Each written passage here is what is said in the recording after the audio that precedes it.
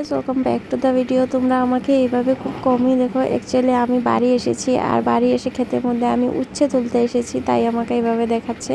So actually বাড়ি আসার পর খেতে টেতে খুব কমই আসি, কিন্তু আজ ভাবলাম গিয়ে আসি, কারণ বাড়িতে কেউ ছিল না, আর আমার শাশুড়ি মা একা একা উচ্ছে তুলছিল। আমাদের খেতে প্রচুর পরিমাণে উচ্ছে হয়েছে, যেগুলো অনেক নষ্টও হচ্ছিল। এগুলোকে তুলে বাজারে দেওয়া হবে, তাই শাশুড়ি মা তুলতে এসেছিল। তো ভাবলাম আমি গিয়ে একটু সাহায্য করি।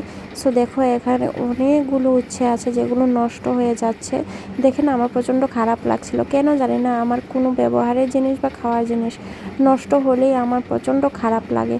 এই যে লাল লাল হয়ে পড়ে আছে উচ্ছেগুলো দেখতে পাচ্ছ, এগুলোকে দেখে না আমার খুব খারাপ লাগছিল।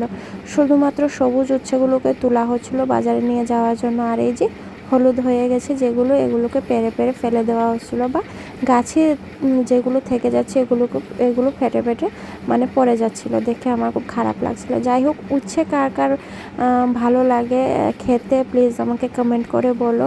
আর এই যে উচ্ছেগুলো আমার না ভাজি খেতে, আলু দিয়ে ভাজি খেতে আমার প্রচণ্ড ভালো লাগে। আমি একটু উচ্ছে ভাজি দিয়ে ভালো করে ভাত খেতে পারি ডালের সাথে। যাই হোক, এটার অবস্থা দেখো কি খারাপ অবস্থা হয়ে আছে। এটা দেখে আমার না প্রচণ্ড খারাপ লাগছিল। অনেকগুলো উচ্ছে নষ্ট হয়ে গেছে, এমনকি গাছগুলো নষ্ট হয়ে যাচ্ছে শুধুমাত্র বৃষ্টির কারণে।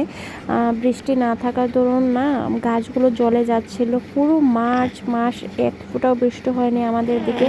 মানে আমি চণ্ডীগড় থেকে এসে একবারও বৃষ্টি পাইনি, হয়নি, একদম হয়নি বৃষ্টি। আর প্রচণ্ড রোদ, প্রচণ্ড গরম হচ্ছিল, যার জন্য একদম গাছটা সবগুলো জ্বলে যাচ্ছিল।